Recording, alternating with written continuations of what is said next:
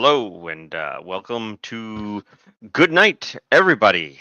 That's Goodnight, everybody. As you can see, I am not Chris, but I do represent him.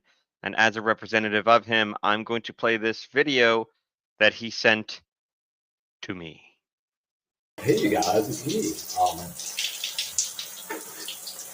Just having my weekly shower over here, and I thought to myself, I ought to send a message of encouragement to the boys.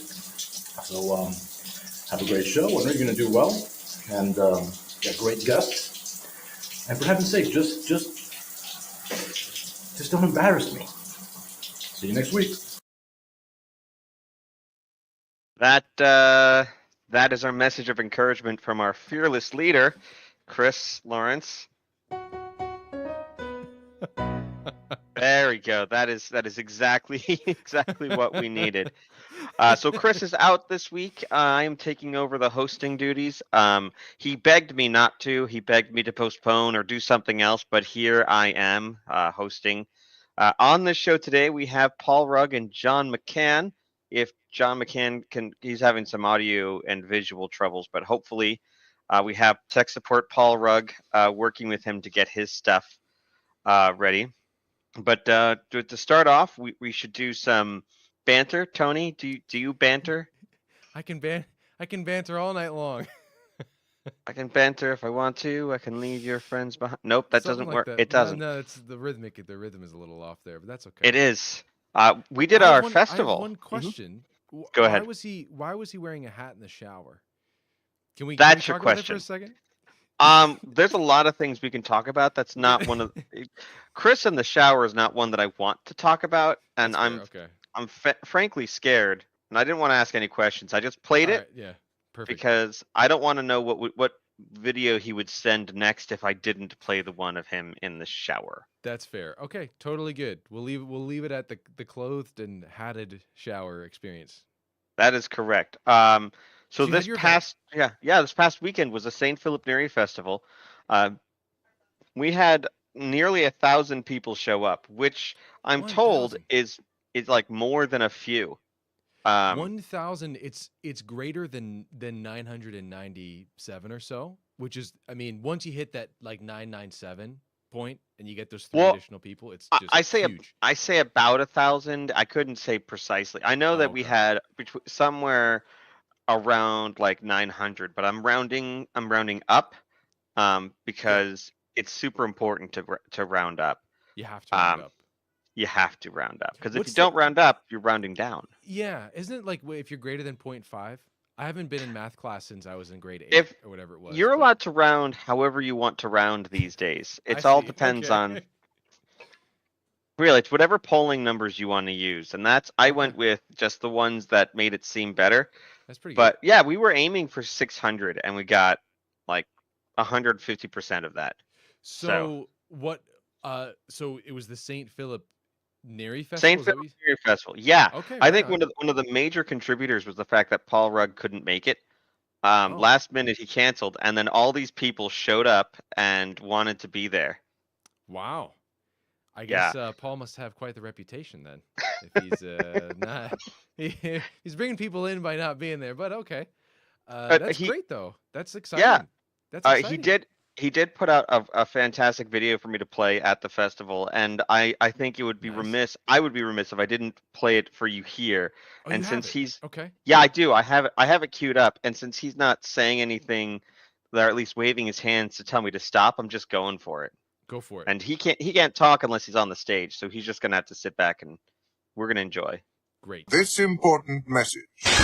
Hi everybody, it's me, Paul Rugg. I know I'm kind of supposed to be at the comedy festival there with you at the St. Philip Neri Festival, which we made plans months ago to come and be convivial and spread the joy of Catholic comedy with everyone else there. But holy smoke, Jeremy McLennan, Steve, the Mr. Catholic Comedy himself, and Kayla. But unfortunately, my wife got the flu a couple days ago. And she's when I suggested maybe that I would go alone and leave her up the mountain where we live, she had thoughts about that. But anyway, maybe next year. So in lieu of me being there and being funny and just the toast of the town, I thought, you know what? Maybe I'll do something different. Maybe I will instead, I don't know, sing a little song on my ukulele. Unfortunately, I don't sing or play the ukulele. It was a stupid purchase we made in Hawaii. So instead of that, I thought maybe I would read you one of my poems. It's a haiku. Unfortunately, I don't know what a haiku is, so this is empty. So I thought the very least I could do then is pray for you all, and say that I love you all, and please enjoy the fun, the comedy, the joy. So anyway, enjoy yourselves. God bless you. St. Philip Neri. I would like louder than that. St. Philip Neri. Pray for us. Good. Pray for us. Yeah. And now enjoy these men dancing.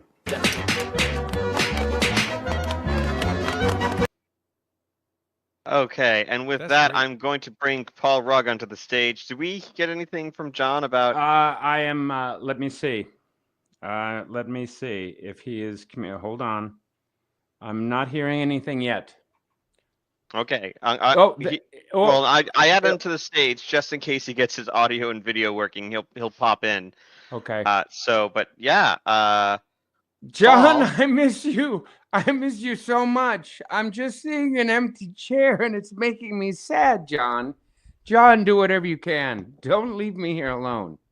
John, I'm begging you. It's 10 o'clock here at night. And yeah, if I just see him, I'm gonna be sad. By the way, can I just say, Tony, that your tie matches the whole thing you got going there. I have to say that's incredible. Thank you, Paul. I'm very impressed. Very intentional. I had to ask permission from when we bought this house. I had to ask my wife. I asked, "Can I paint my music studio the same color as this tie?" And she was like, "Go for it." So I was like, "Okay, yeah, we're going for it." I think that is a winner. That's a winner. Steve, on the other hand, but I think you have it going on. So I've got a collar. I'm trying to be professional. That's fine. Okay. By the way, I keep seeing on this puppet behind me, and it's freaking me out. So it's your own puppet. I'm just gonna go like this, and I think I just saw it move. Yeah, I think I just moved a few inches there. It's like a terrible Seinfeld episode, or the Twilight Zone. Yeah, or a combination of the two. Whenever the crossover episode between the Twilight Zone and I forgot about that one. Yeah, it was a weird episode. Yeah. Paul, I liked your video. Thank you very much. Yeah, I was very. See, I had let Steve know a week before. I thought we weren't going to be able to make it down because we live literally on top of a mountain in the Blue Ridge Mountains of Virginia, which is an old song. But anyway, and we're from California, and we never considered. I mean, maybe we did. We're like, oh, it's going to snow here, but we never really considered that when it snows on a mountain, it's more than like a dusting, and sometimes it's a couple feet of snow, and we have to wait for men who are employed by some shady organization to come and plow the roads. And then you're warned that there's ice on the roads. And so I was like, I don't know whether we can get out of here. And then all of a sudden it was a beautiful day on the day we were supposed to leave, the day before. And my wife came down with the flu. And the rest, as they say, is history. So I'm very sorry. But Steve, as you can see, what did I say? I said I was going to pray for you. And even though your video didn't work and nothing, but you had 1,000 people show up. So I just have to say, you can thank me, but if you want, that's fine. Thank you very much, Paul, for the prayers and for promising to come, and then it's fine. It's fine. It worked out, and it actually is, was our most successful festival to date. Awesome. And I'm pretty excited by that. I'm not knowledged in the Catholic comedy history, but how many shows have you done so far? This is number this is number 4. 4. Okay. Yeah, and Paul has Wow. only been involved. Now I got to fix my camera. Hold on. Paul has only been involved in the last 2. Right. Ooh. So, don't worry about my camera. I'm getting it back. All right. Paul's only been involved in the last 2, and so this last one was the most successful one. There's something, my wife, Mrs. Catholic Comedy, there's something she was doing, like this thing where she followed up with people, and like we went to different parishes and whatnot. And I don't know if that had anything to do with it. I think it probably had more to do with just me being like pretty. And doing things. So Totally agreed. I think the beard is all 1,000 people there for the beard, I think. Yeah, I think it probably more of that than of like that whole organizational thing that my wife was going on about. Because like I've never been an organized person, and we've never had an act cancel on us either. So she'd started doing this organizations thing, and then we had an act cancel on us. So I'm pretty sure that Paul, you can blame her. Blame my wife for your wife getting the flu, because so long as you and I, the men, are blameless, that's what matters, right? Yeah, absolutely. John, your chair is still empty. Your chair is still empty. Oh, hold on. There's a song from Les Mis with that. Empty chairs. Oh, there he is. Empty tables. There John. He is. Hey, John. Well, your audio, your your video's there, but your audio's off. Hold on, I'm translating. Let's. Well, John, just keep working on see if we can get your audio in. Don't do anything to the camera. I'm going to leave the camera as it is. I'm going to leave the other. Perfect. Yeah, the camera works. We can see you. So if you can only communicate.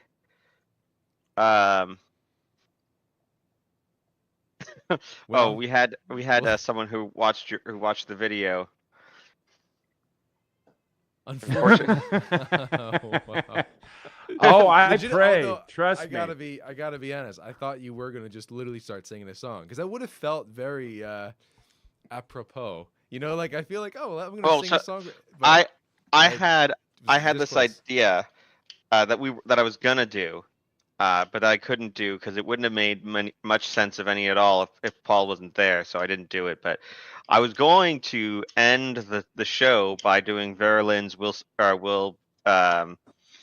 Meet Again, which would have been just a callback to something that only certain few people would understand, because it was in Doctor Strangelove, but it was also on the last episode of Freakazoid. Yep, it's the only song we ever paid for on Freakazoid. We literally had to pay licensing fees, which were extraordinarily expensive. And I remember I asked the president of Gene McCurdy of Warner Brothers, and because we had already been canceled, and I said, "Can you just do this for me, just this once?" And she said, "Fine." So that's how we were able to buy the licensing to that song. Wow. It's a really great song. It's like it's one of my favorite songs, and because of that, because of the last episode of Freakazoid, whenever I like get a new job, I always put that into like the chat of on my last day. I send that out to everyone. Be like, we'll meet again. Don't know where. Don't know when. You don't know it? Oh my God! We'll meet again. I don't know what I hear. You're just, we just have to find you some sheet music. I need just like a bunch of lead sheets for like just here are the songs we're talking about tonight, and I'll be great. It'll be fine. Then I can do it. But I'm good by ear too. But I don't know the song well enough. I'm sorry to say. You don't know the song? Oh my goodness! If I can play it for you, if you would like me to find that clip. Go for it. Yeah, go ahead. I would love to see. Go for it. Yeah, you go for it. All right. And that's that's going to give John time What? to. Are you Hold on. speaking now, John? Did you say something? Yes! We hear you! Good. Hi, John. Thank you. Hello, hello. I knew it.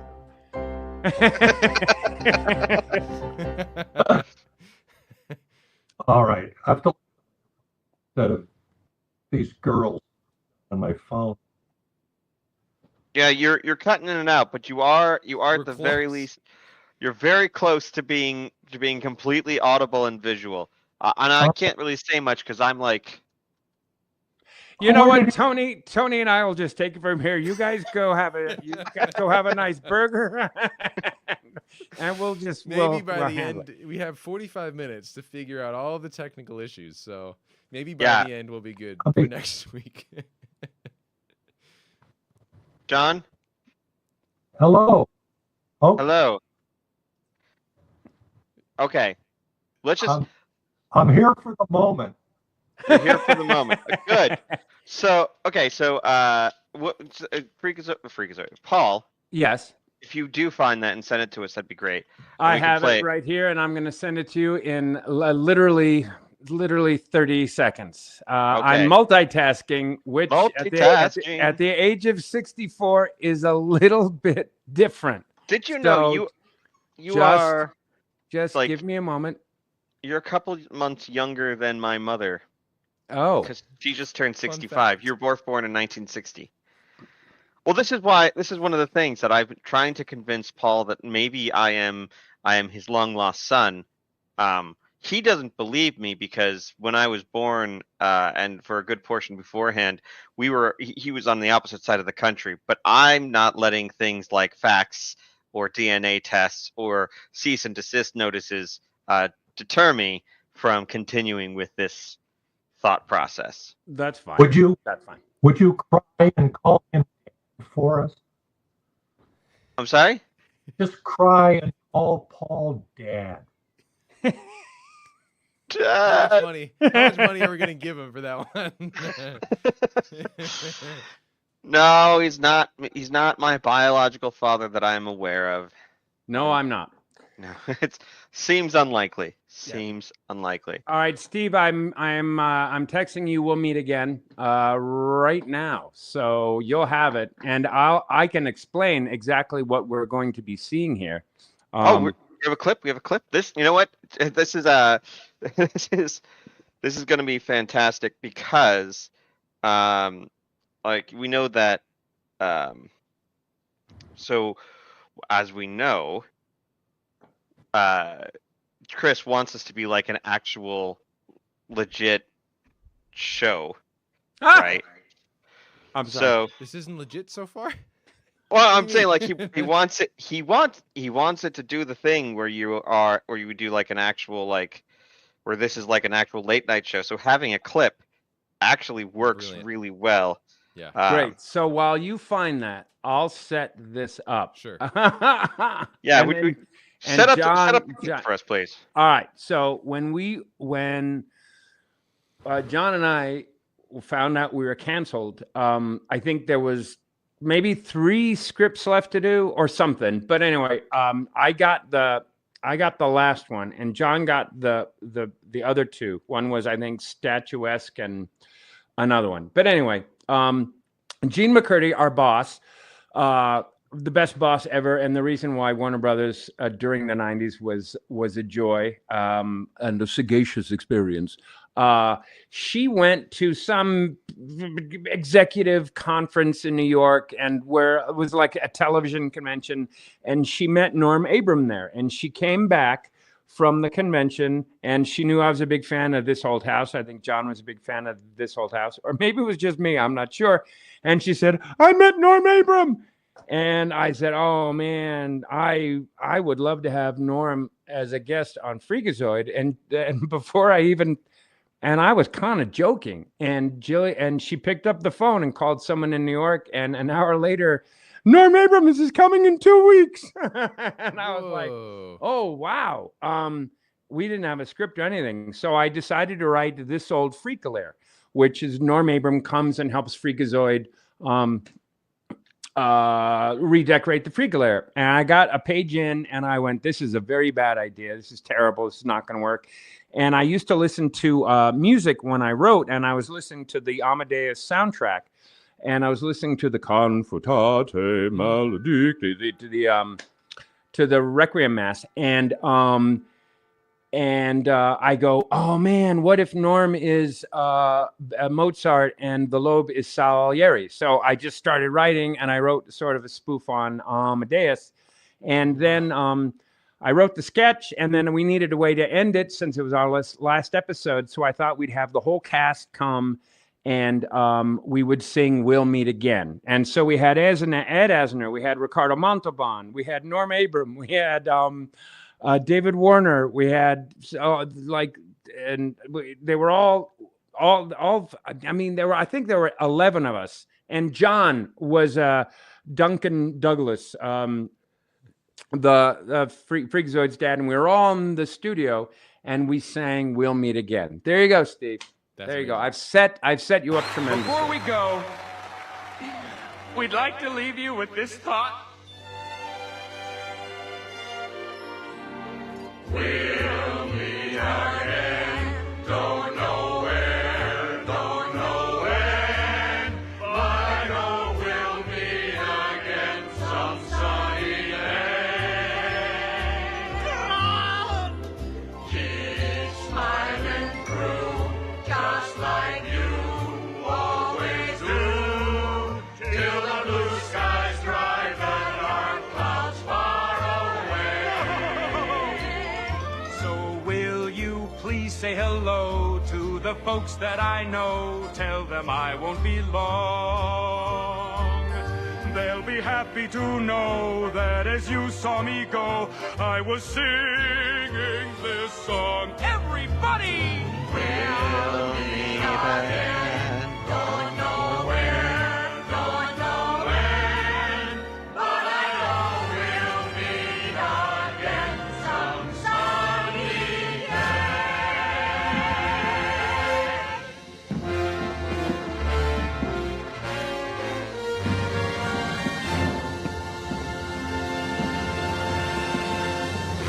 All right. Oh. Wow.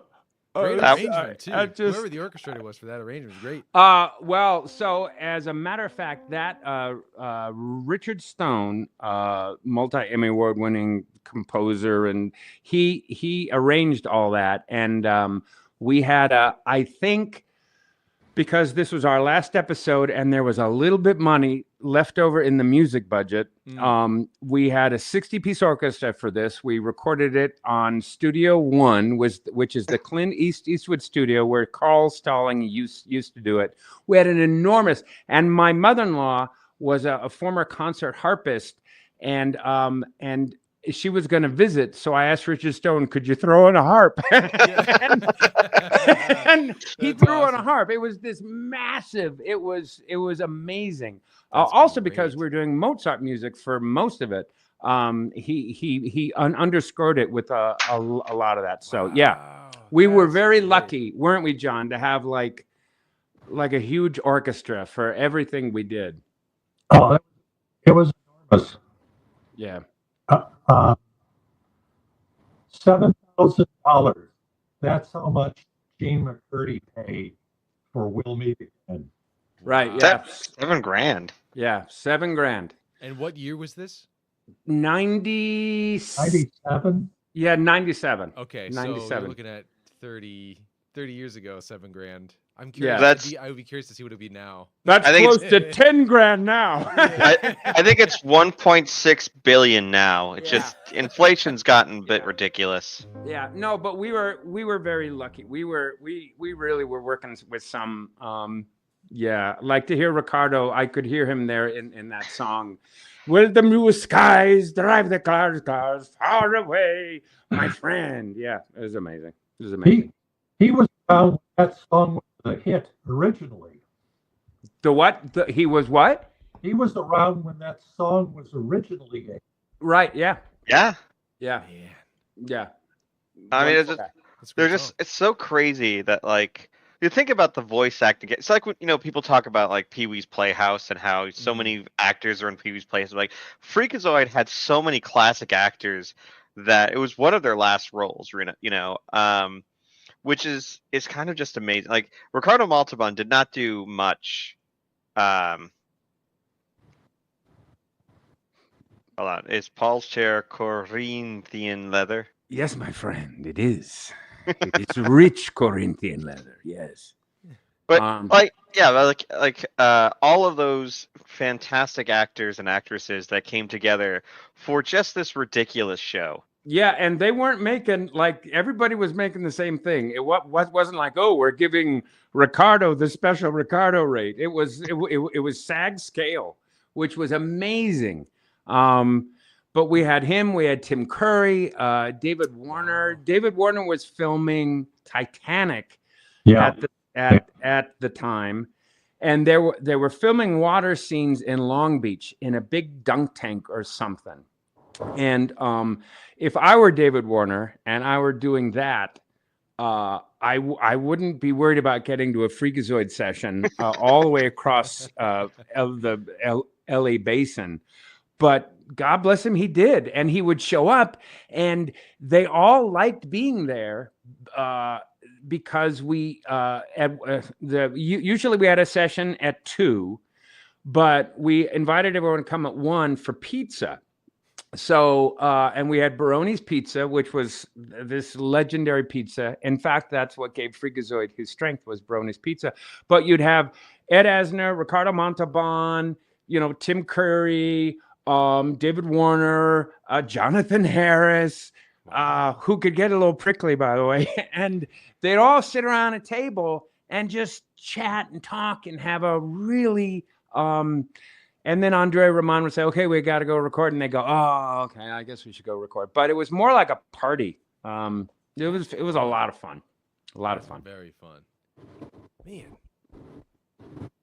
I just, like, now I'm just envisioning Tim Curry eating pizza. I don't know why. Like, that's like the only image that I'm getting. Tim Curry eating pizza. Yeah. I mean, it's not the craziest thing I've ever heard of, but I could see how that's like... With an orchestra. With it, yeah. There's just that would be interesting, like the grand orchestra coming in and they're all having slices of pizza beforehand. Right. So, and that was the source of Freakazoid's power. Is what pizza? Baroni's Pizza. John, is it still there? Yeah, there was one in the valley, maybe 2 in the valley now. Right. One we used to go to is been closed for a long time. Okay, yeah, because we recorded right there in Toluca Lake, which is right near Disney and in some nondescript building, and yeah, it was fun. It was fun times. That's great. I envisioned that this conversation would be like a scene from Freakazoid that you sent me earlier, and now I finally downloaded and I'm going to put up here as another clip. Could you set up this clip as well? This is the cafe. Oh, this is Legend Who Runs. I think Tom Ruger wrote this. This is just about this is a bunch of old superheroes chatting at like a deli. That's all I really remember. I have not seen this particular episode in 30 years, so I cannot tell you exactly what happened. And now, the legends who lunch. Candid conversations with the superheroes of yesteryear.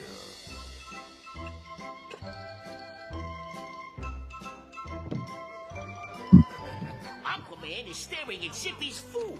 So Zippy the fast boy says, hey, I'm having a shrimp scampi here. And Aquaman says, that ain't no shrimp scampi. That's my Uncle Leo.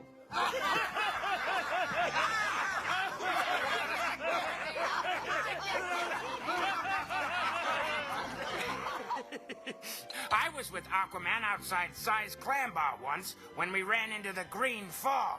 Oi, what a stink! The green fog, piffle, like lilacs in springtime. You wanna fight a stench, try doing battle with the brown fog. Now that was a smelly fog. He'd creep up on you too. You'd be standing there minding your own business. Then out from nowhere a smell, oi, like something crawled under the porch and died. And there he is, the brown fog, choking you, your eyes burning. I thought I was gonna die. Well, what'd you do? What could I do? I lit a match, he blew up, end of story.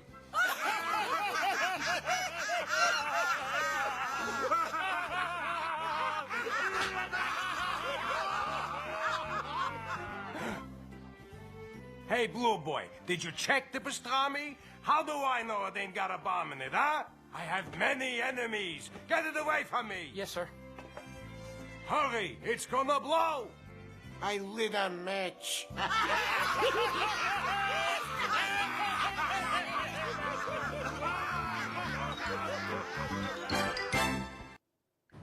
So if John's audio was working better, this is what I thought would happen: is you guys would chat, and Tony and I would just be sitting in the background, being like,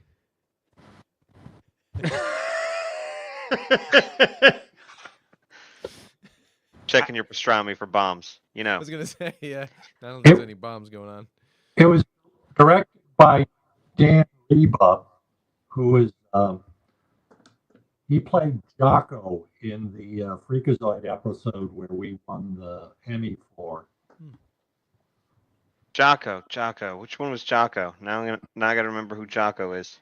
Jocko was in the episode with Ricardo Montalban, who is Gutierrez. Yes. Hero. Yeah. The hero boy. Yeah. The I must succeed. Yes. Which is John McCann. But I tell you what, I was just gonna send John because I think I know what's going on with the microphone. Hey John. Yes. If you go to settings, forgive me everyone, you go to audio, and then mic volume. You see when you go there, it's got your whatever internal microphone that. Okay. We lost Paul. Oh no.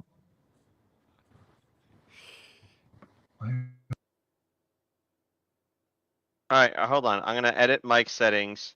I can edit your mic settings, actually. Try talking. Nope. I did something wrong. What about now? All right, I'm gonna put this on, and I'm going to remove echo cancellation, and we're gonna try that. And then Paul is gonna rejoin the stage. We're gonna get it fixed. I just know it because I want to talk to John. Okay. Are you there, John? Is anyone else hearing static in Paul's voice now? I have done nothing. Steve? Well, I did some things. Hold on. I can't hear anyone now. Yeah, you're kind of like scratchy. I know I can be heard because I can hear myself echoing through Tony's microphone. It's probably from my headphones. Oh no, we lost John. Paul comes in. John, I'm gonna fix this for you. Here, go to your settings, and then Paul drops out. He can't hear us anymore. John can no longer talk. Poor Chris is probably watching this from afar, wondering. Chris is cursing us out. Not an actual like cursing, but he's like, guys, it's all I needed you to do was sit there while two geniuses talk to each other. That is not how tonight has panned out, but that is a-okay. You're doing great. Everybody's doing great. We're all great. We're all great. It's just, not the. I mean, we had clips. We had clips. We have clips. There's probably more clips. It's the Keystone Cops of podcasts. All right. Is Paul back here? Paul, can you hear us? Paul? We can hear Paul. Paul cannot hear us. Okay. Well, I'm pretty sure that Los Tacos is Chris. I don't know if I should call him out like that, but that's fine. He's the only person commenting, and he's saying to to show the shower video again, and I am not going to show the shower video I again. think the shower video was a great one-time experience. I think it was a one-time experience. The rest of that sentence go either way, but certainly was a one-time experience. It was an experience. An experience. You know, we actually have a private chat in the studio. We can just say things like, "Hey," and "Do you need help with your audio?" No. No. Okay, you can hear us, Paul. I can hear you now. Okay, I don't so know now what happened. It's back to John being the only one that has audio issues. That's fine. You still have 25 minutes, John, to figure it out. So we're good. Sorry. That's okay. I like an old-fashioned clock. Oh yeah, that's me. Sorry. There's no apology. That's a nice clock. Oh, what kind of clock is that, Paul? That is a clock that hung in our house when I was a small child, and when my parents died, I stole it. I don't think it's thievery. Are you an only? How many children? How many brothers and sisters do you have? I mean, no. It was given to me. It was given to me by the other siblings. They said, "Hey, you should have this," and I'm sticking by that story. Anyway, what's the next question? How many siblings did you have? 3. 3. Okay, that's the same as me. See, we are related-ish. Yeah. Okay. Yeah. John, you still working on that audio? We lost your microphone. Yeah, nope, got nothing from you.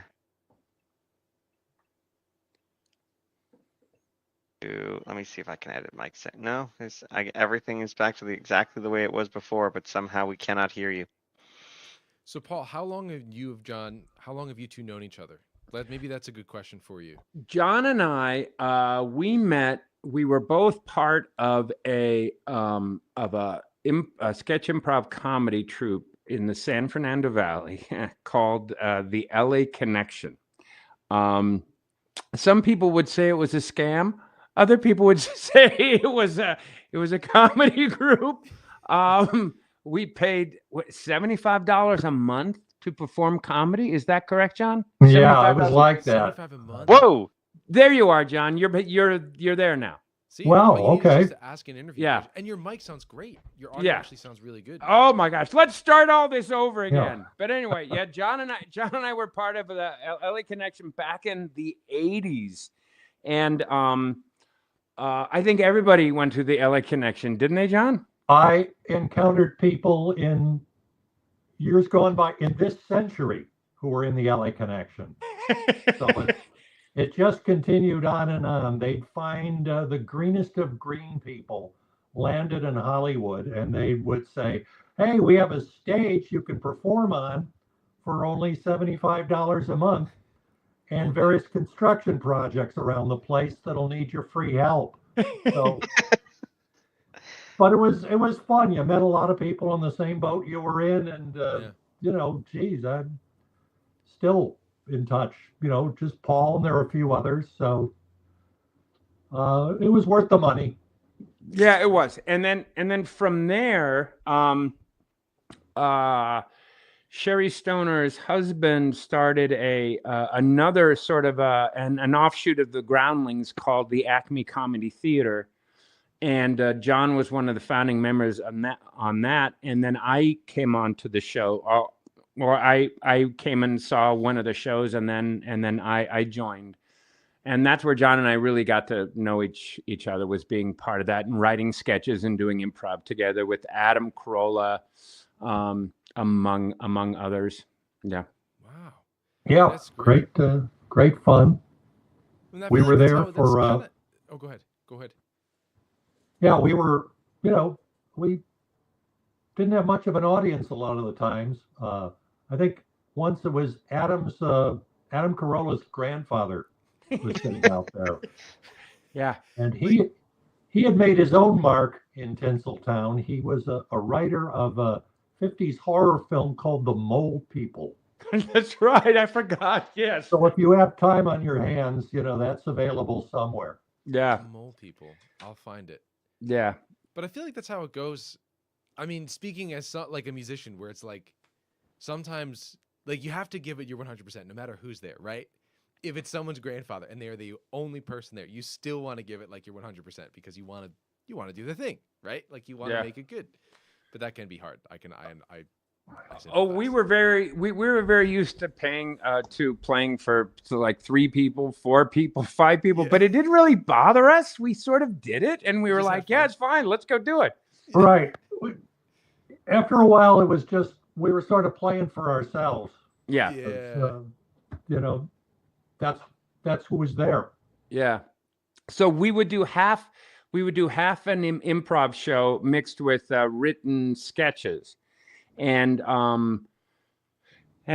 that was a lot of fun, and it's sort of where we sort of learned. Eventually, we did get audiences, and people did come to see us. But we also learned when an audience would laugh at something and when they didn't. It wasn't theoretical. It was like you'd put it in front of people, and they'd either laugh or they didn't.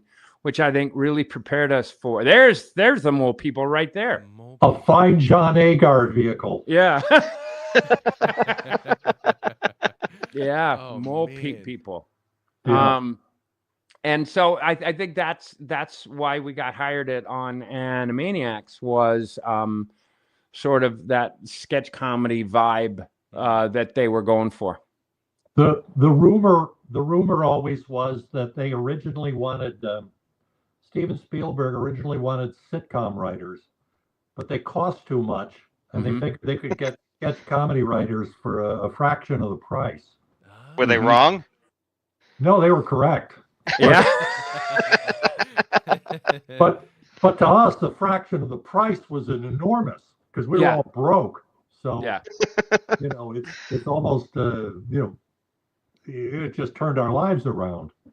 Yeah, it did. When John and I got hired, it was a December, I want to say of 91. John, would that be right? December 91? Okay. December 15th. Yeah. So, and the reason we remember this date is because John and I, right when they were developing Animaniacs, they sent a series Bible. And a Bible is everything that is in the series, and it explains all the characters. And they sent this out.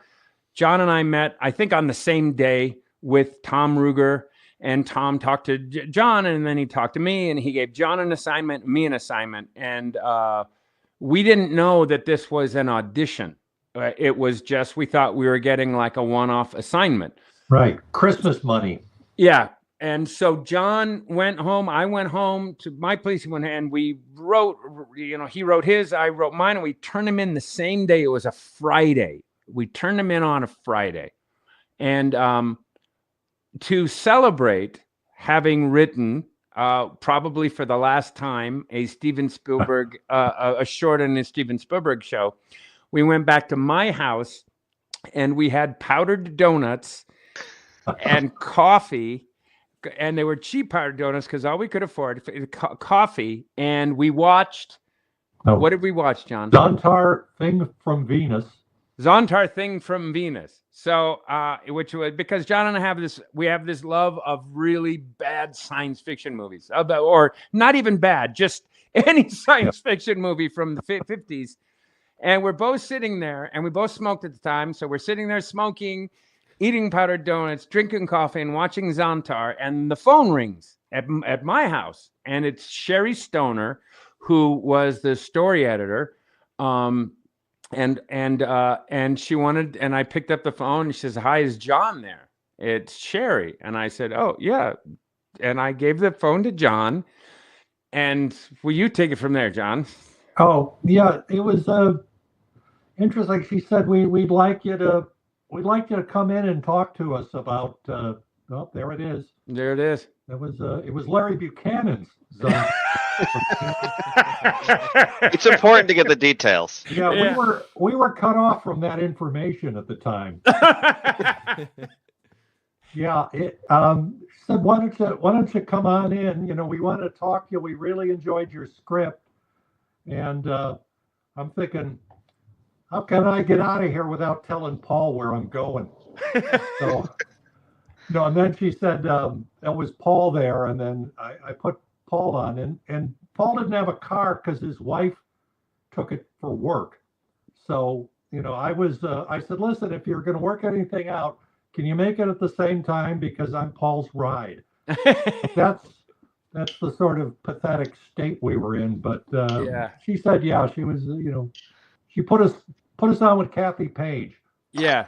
So we both got hired that day on a Steven Spielberg show, and we both called our wives, or I called my wife, you called your fiance, and we all went out to eat, as I recall. We had an Italian dinner, and we never looked back. That was great. But you have to understand, I was broke as broke can be. I think, John, you were not far behind me. No, I was working for a company called Mac Temps, and because the Macintosh was so new at the time, there was a special company, and we would go out as Mac ambassadors, and we would take some engineering company statistics, and we would input them into their new office computer. Let me tell you, that's a hard-earned dollar there. Yeah. There must be something getting started. Like, no joke, when I first got married and moved out here to Michigan, I'm from Philly, and I moved to Michigan, like just like fresh out of school, like as a musician. I score video games. I do music, orchestra stuff for video games. And this was now 10 years ago, when I first moved here, I was like, all right, well, I need a job. And lo and behold, I worked for what they called up here Mac Professionals, which was, I was broke as can be, but I was working repairing iPhones and like helping people with their Mac computers. So there must be something about working for Apple when you have no money and you're just getting started in the arts. I will say, when I was a research assistant, and I got fired from that job. Only time I'd ever gotten fired from a job in my life, and I had nothing else, and I started doing Apple tech support in a call center. I would answer phone calls about iPhones and stuff like that. I've never owned an iPhone and never wanted to own one, but I was sitting there, and like I would just be taking calls about iPhones, and then eventually they moved me into computers as well. So it was iPhones and computers. So all of us, I guess, except Paul. Paul, did you sell or work on? No, I had something that beats it in patheticness.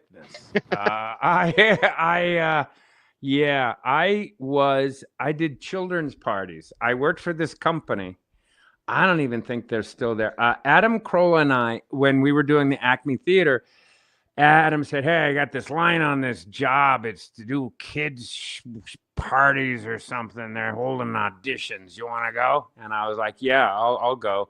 So it was me, Adam Carolla, and a bunch of other newbies. And the girl from Friends.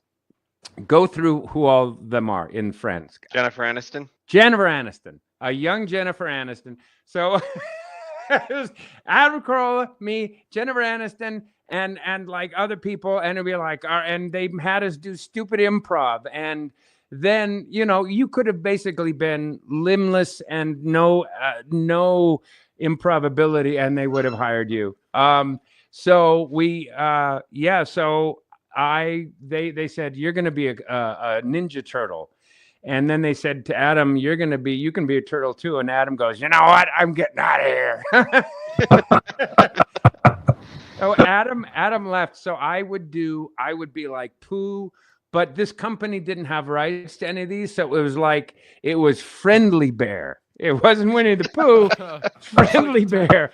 It wasn't Peter Pan. It was Tights Man with that funny hat, and it was like it wasn't Vegas. a Ninja Turtle. It's Karate Turtle. And the smell of the when you had to put the thing on. I remember I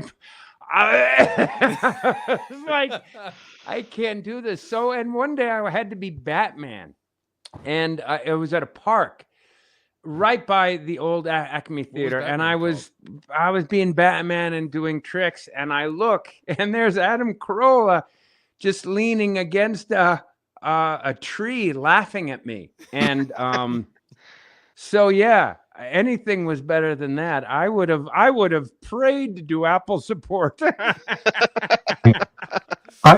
I worked for a magazine at the time, and they were doing a promotion for Keebler's cookies, and so as part of that, they were gonna get an elf. And I said to him, "Listen, I know a guy who can do this elf for you. You know, whatever it's costing." And they go, "Well, how tall is he?" And I said, well, "He's about 5'9", 5'10". They go, "He's a little too tall for an elf." I go, yeah, but he can really do the elf. He can be the elf. There's an inner quality that you're missing, and I couldn't sell Paul. Yeah, no, I tried. So anyway, yeah, the reason why John remembers the date is that's that moment where it was like, okay, you are now in professional show business. So yeah, it was great. Oh, you were in professional show business before. You were Karate Turtle. I was Karate Turtle. In fact, Flying Rodent Man. Once I was flying rodent guy. I was doing I was going to do a children's party in South Central, and I took this very seriously. So I was in my turtle outfit without the head. So my wife had a VW Super Beetle, a 1975 Super Beetle. So, and it looked kind of beady, and it didn't look great. And I parked where I thought was a great place to park, so that the party down the street wouldn't see me. And this undercover cop pulled up next to me, and he goes, "What are you doing?" And he showed me his badge, and because I don't know what he thought I was doing, and I held up the head, and I was like, I'm doing a children's party. I'm a turtle." And the cop goes, "I'm so sorry." And he started chuckling, and he sort of left. And I was like, man, things cannot really get worse, than the undercover right now. Undercover cop's like, "You know what? I was shot twice today. Yeah. I had to hide underneath, under a cow in a farm for 3 hours. Yeah. But man, I wasn't a turtle." Yeah. So yeah, I remember that was like, I remember the only thing that got me through that, and it sort of got me through other experiences in life since, but when I would drive to these parties, the thing that kept me breathing and alive was the thought of driving home. That's funny. The song I was going to play tonight is called "Honey, I'm Home," so it might be, Yeah. be a perfect segue. Oh, that's a good transition. You listen. We're gonna have Tony do his thing. Paul, I know it's late for you there, so we're gonna let you go to sleep. All right, But we're gonna have you guys on again and a little earlier so that we can test John's audio first, get that worked out. But no, it's been a pleasure having you guys, John and Paul. All we need now is Ringo, and we'll have ourselves a good time. And George, we don't have a George here either. But no, it was great. I loved having you guys. We'll have to have you on again. I say that, but it's Chris is the one that does the booking, so he'll work with you. I want to talk to you guys again. That's as far as I'll go. Good night, everybody. Nice to meet Good night, everybody. Good talking to you. Better late than never. We'll get you guys again. Bye. See you guys.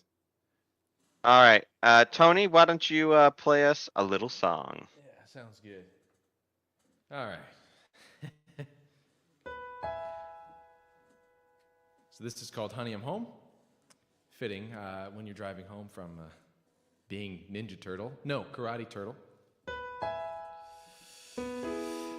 Honey, I'm home.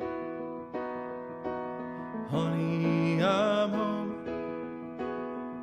Got nothing to show but a rose wrapped in a bow. Honey, I'm home. Oh, honey, I'm home. I can't wait to paint the walls with the colors you called your own. When the stars come out and the flowers begin to grow, when the kids all shout but you struggle 'cause you're getting old, When the trumpets sound and the angels lift you up, I can hold your hand and say, I'm so glad that we didn't part ways. Yeah. What's the meaning of love? Even after hearts break, once the fire burns out, do you run, do you escape? There's a whisper in the wind, and it's calling out my name, and it's telling me to wait. Yeah, it's telling me to stay. Please stay.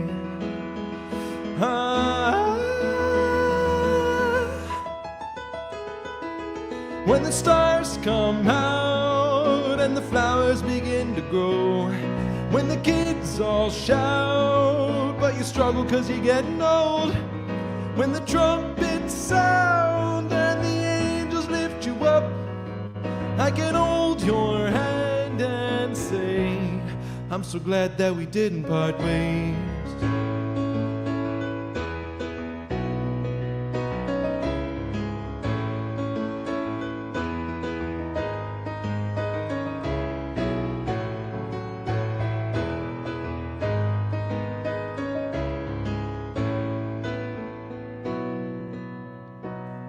Cause we live, we die, we grow up, we cry. We could end it all, but it's not broken in God's eyes. It's a miracle, this bond, this love divine. Now I hold your hand and say, oh, I'm in this for life.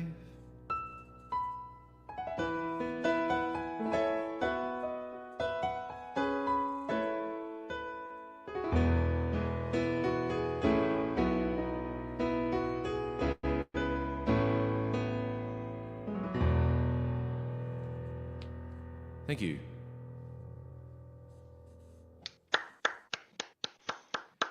That was Thank you. amazing, and Thank we you, also Stephen. have this comment here, which is, I think that just sums up the whole show. Two geniuses. Two geniuses. Define Two genius. geniuses. Is this the trademark genius, or is this the offshoot costume genius? Is the question I have. Yeah, I know. So Paul and John, they were geniuses. You and I are We're the friendly smart guy. friendly That's smart guy. that's what we're playing today. I think Tight Man is my favorite. Tights Man is my favorite. Where Funny men- hat tights, or tight man we're with men funny in hats. tights. Did you ever see that Oh movie? man, Men in Tights. yes, we're men. We're men in tights. It's great. It's great. It's a great Tights. team. It was good. Manly But that men. was that was a good song. Thank you very much for coming today. Oh, you're welcome. And we'll hope you'll be back next week, right? I No, I don't know. I don't know if I'm here next. I don't know. We'll find out. I have to find check. out. I'll check with Chris. I'll talk with Chris. I'm pretty sure Chris wants you next week. Whether or not you are available Okay. next week is. I'm pretty sure that he's never either be take a look at this video and be like, hey, you know what? I'm never taking a week off again. You guys are in desperate need of my help, Yeah. which is fine. No, it was a great time. Thank you for coming. Thank you you're everyone welcome. Thanks. for watching, and good night, everybody. Good night, everybody. And this is the time where we freeze.